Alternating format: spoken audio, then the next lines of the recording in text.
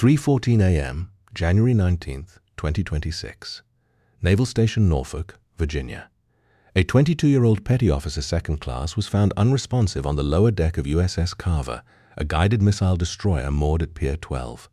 The initial report, filed at 3:41 a.m. by the duty officer, listed the cause as an accidental fall. The corridor where she was found, a narrow passageway between the auxiliary engineering compartment and the starboard berthing ladder, showed no signs of forced entry, no struggle, no witnesses.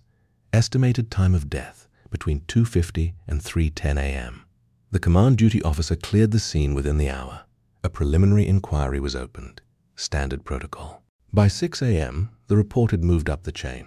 By 8 a.m., the preliminary inquiry officer had reviewed the initial findings and confirmed the working theory: accidental fall, low light corridor, possible fatigue factor.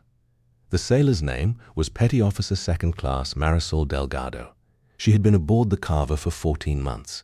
No disciplinary record, no known conflicts. 2 weeks from the end of a deployment cycle. The case might have ended there.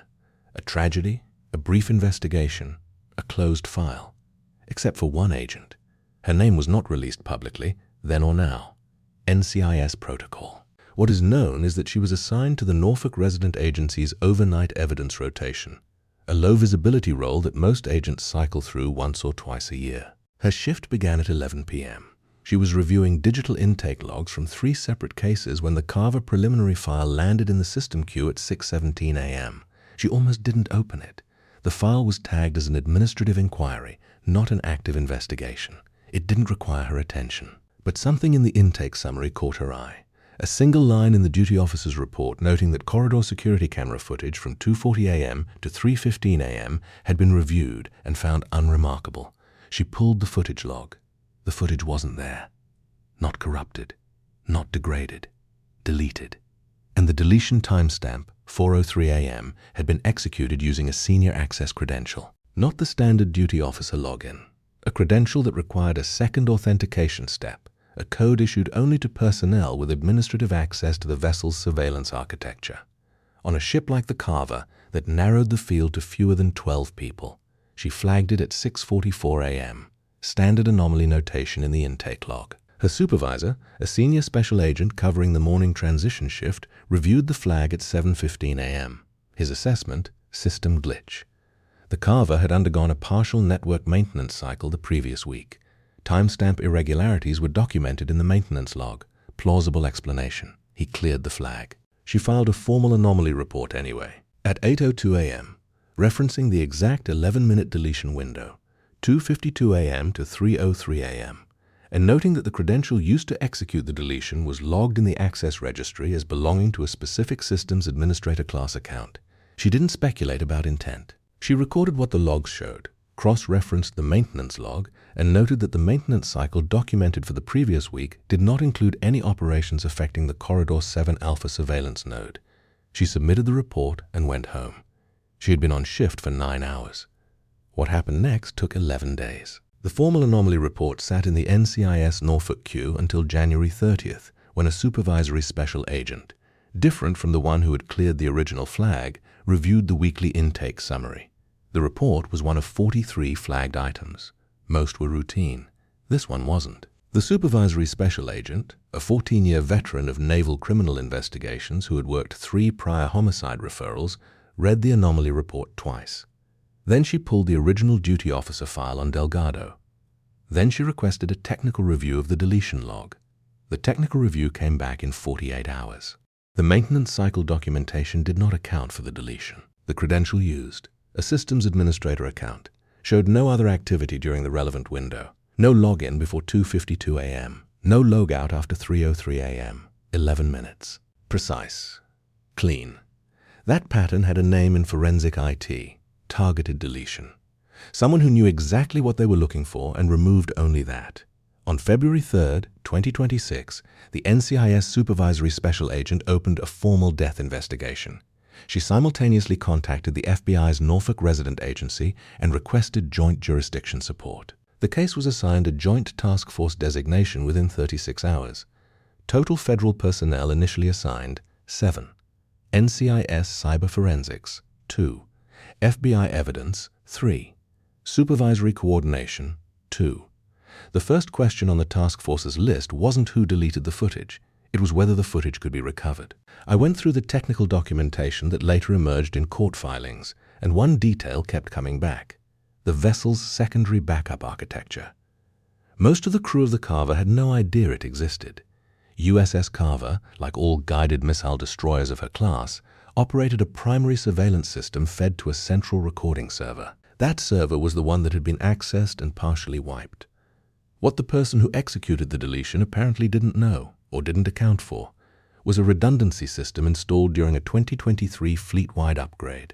Corridor feeds in specific high-traffic areas were mirrored to a secondary low-resolution backup archive stored on a physically separate drive unit in the vessel's damage control center. The system was designed for post-incident review in the event of battle damage to the primary recording infrastructure. It was not listed in the standard ship's surveillance documentation distributed to crew.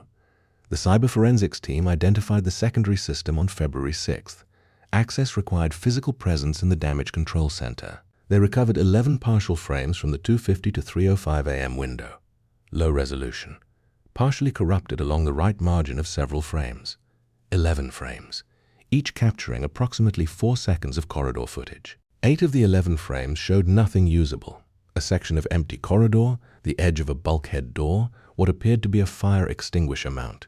3 frames showed a figure. The figure was partially obscured by the corridor angle. The image quality was poor enough that facial recognition software returned no match, but the frames captured one specific identifying detail: sleeve patch, a senior enlisted designator patch, E7 or above.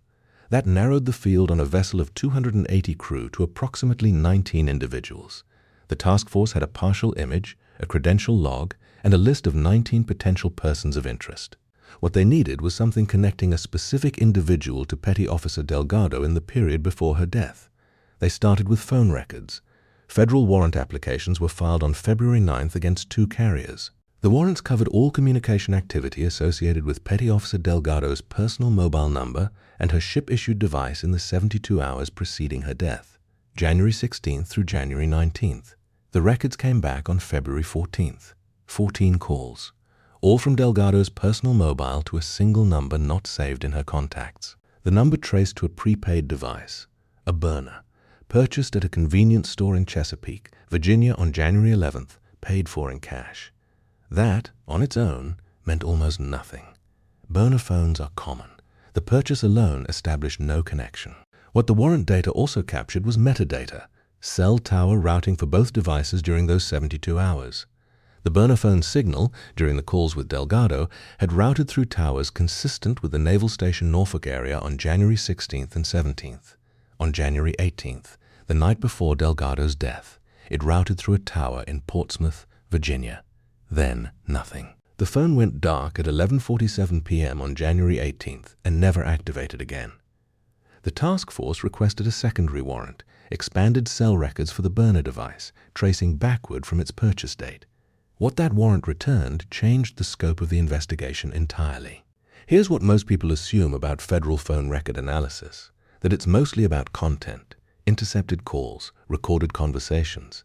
The evidence tells a different story. The burner phone's call history prior to January 11th was linked through a chain of tower routing data to a second device, a personal mobile registered to a civilian with a prior domestic violence conviction, a man named in court filings as Marcus Trelaw, 41 years old, Chesapeake, Virginia. No current military affiliation. Trelaw's connection to Delgado wasn't immediately apparent. NCIS ran a background cross-reference. His name didn't appear in her personnel file. It didn't appear in her on-base visitor log. It didn't appear in any official record associated with her service. It appeared in one place, a county court protective order filed in October 2024 listing Trelaw as a respondent. The petitioner's name was different, a woman in Suffolk, Virginia, but the filing listed a secondary associated address for Trelaw, an apartment in Chesapeake. The task force pulled Trelaw's full record, 3 prior arrests, 2 convictions, 1 for domestic battery in 2021, 1 for violation of a protective order in 2023, both resulting in probation, not incarceration. What connected Trelaw to Delgado and to USS Carver took another 10 days of work to establish. Consider where the task force stood: a deleted surveillance file, a partial image of a sleeve patch, 14 calls to a burner phone, and a civilian with a violent history whose connection to the victim existed nowhere in official records. Every thread pulled created 2 more. The connection emerged through social media forensics and a third-party interview. Delgado had maintained a limited visibility social media presence. Her accounts were not public, but the task force obtained a court order for account data from 2 platforms. Among her saved messages, not her sent messages, her received messages, was a thread dating back to November 2025. The thread had been sent from an account with a name that didn't match any person of record. The account had been created in October 2025 and used almost exclusively to contact Delgado. The task force traced the account's creation IP address. It routed to a commercial VPN service, dead end on that path. But the content of the messages provided something more specific. Over the course of November and December 2025, the account had sent Delgado 47 messages. The tone escalated. Early messages were casual, references to shared acquaintances, questions about her schedule. Later messages became more specific, references to her berthing section, references to her watch rotation schedule. Information that a civilian would not normally have without an inside source. One message, sent January 9th, 2026, 10 days before her death, read, "I know which corridor you take." Delgado had not responded to that message or any after December 22nd. The social media account was traced through a separate investigative pathway, a subscriber data request to the VPN provider under a federal order, to an email address. That email address had been used to create the account, then abandoned. But the email account's recovery phone number was still active. It was a landline registered to an address in Chesapeake. The address matched a secondary location associated with Marcus Trelaw. The task force now had a thread running from Trelaw to the social media account to the burner phone to Delgado. What they didn't have was the thread connecting whoever was in that corridor to Trelaw. That required going back to the 19. The list of E7 and above personnel aboard USS Carver had been narrowed using 2 filters. First, the credential log. The systems administrator account used to delete the footage belonged to a specific role category, hull/mechanical systems. That eliminated 8 of the 19.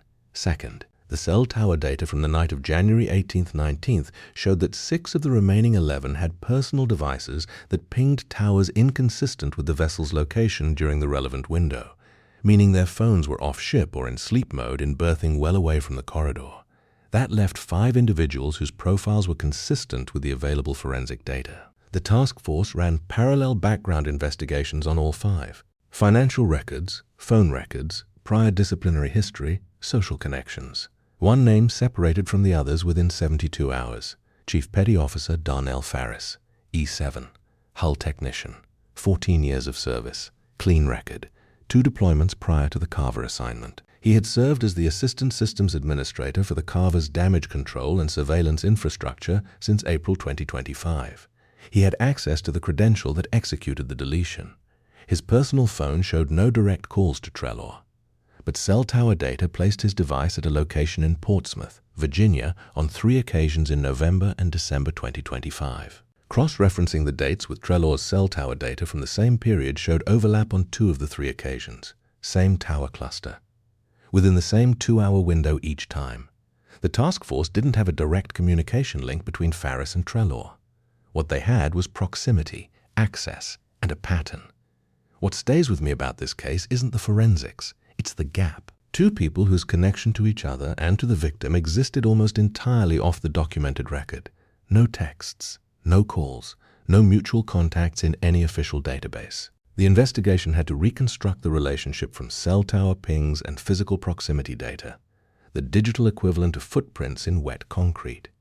The task force brought in the FBI's Behavioral Analysis Unit for a consultation on February 28th. The BAU's assessment, summarized in the task force's internal memo, identified the pattern as consistent with a coordinated action involving an inside facilitator and an external actor, someone with access to the victim's movement patterns and someone with the capability to act on that information. The inside facilitator, Farris. The external actor, Trelaw. The motive remained unclear. On March 3rd, the task force executed a non-custodial interview with Farris. The interview was conducted at the Naval Station, framed as a routine background inquiry related to the Carver's surveillance system maintenance records. Standard language. Farris was not informed of his status as a person of interest. He answered 47 questions over 90 minutes. Most of his answers were detailed and consistent with documented records. 2 were not. He stated that he had no knowledge of any system administrator credential activity on January 19, 2026, between 2:50 and 4:15 a.m. He stated that his credential had not been accessed during that window. The access log showed otherwise. He stated that he did not know anyone named Marcus Trelaw and had no connection to any civilian in the Portsmouth or Chesapeake area outside of immediate family. The cell tower data showed otherwise. The task force did not confront him with these discrepancies in the interview. Standard investigative protocol: let the subject commit to a false statement before presenting the contradiction. They thanked him and ended the session.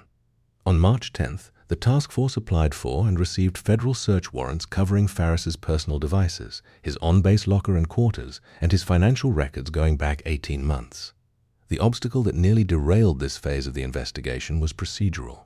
The federal warrant application for Farris's on-base quarters required dual authorization, both federal and naval command sign-off, because of the military jurisdiction overlap. The first application was rejected on a technical deficiency in the supporting affidavit. The task force's legal team spent 6 days rewriting and resubmitting. 6 days during which Farris remained unaware that he was under formal investigation, but 6 days that created operational pressure. If Farris accessed any of the evidence categories under warrant before the warrant was executed, the evidentiary chain could be compromised. The warrant was approved March 16th. The search of Farris's quarters took 47 minutes. Agents recovered one item of immediate evidentiary value: a prepaid phone, powered off, stored in a shaving kit inside a duffel bag on the top shelf of his locker. The phone was not the burner used in the calls with Delgado. It was a different device. But when the FBI's digital forensics team examined it, they found deleted messages, partially recovered through forensic software, that included a sequence of dates and times: January 11th, January 14th, January 17th, January 18th. The dates corresponded to Petty Officer Delgado's posted watch schedule.